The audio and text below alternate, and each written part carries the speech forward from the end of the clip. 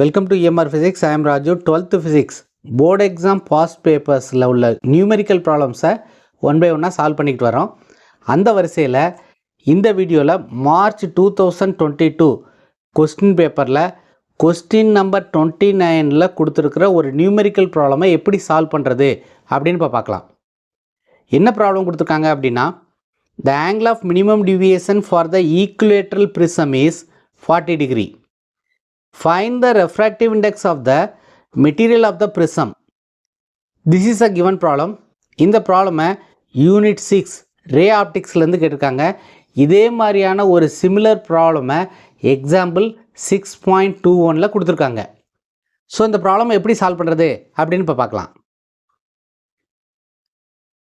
முதல்ல இந்த ப்ராப்ளமில் என்னென்ன டேட்டா கொடுத்துருக்காங்க அப்படிங்கிறத எடுத்து எழுதிக்கும். given angle of minimum deviation கொடுத்துருக்காங்க, அதாவது D is equal to 40 degree. அடுத்து என்ன சொல்லியிருக்காங்கன்னா, இது ஒரு ஈக்குலேட்ரல் பிரிசம் அப்படின்னு சொல்லியிருக்காங்க. ஸோ ஈக்குலேட்ரல் பிரிசமில் ஆங்கிள் வந்து 60 டிகிரியாக இருக்கும். அதாவது ஒரு ஈக்குலேட்ரல் ட்ரையாங்கிளில் 3 ஆங்கிளுமே சேமாக இருக்கும்.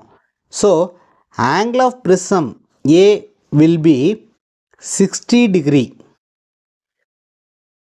நம்ம என்ன ஃபார்முலா யூஸ் பண்ண போகிறோம் அப்படின்னா, formula to be used is refractive index கேட்டிருக்காங்க. அதனால் refractive index n is equal to sine of A plus D by 2 divided by sine A by 2.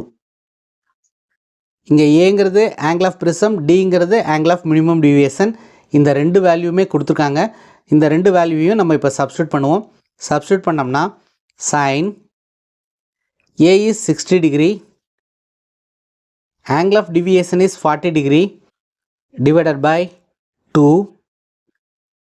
whole divided by sin A by 2. A is 60, so 60 by 2. 60 plus 40 is 100, 100 by 2 is 50. So this will be sin 50. Sin 60 by 2. 60 by 2 is 30, so divided by sin 30. We can find the value of sin 50 and sin 30 using logbook.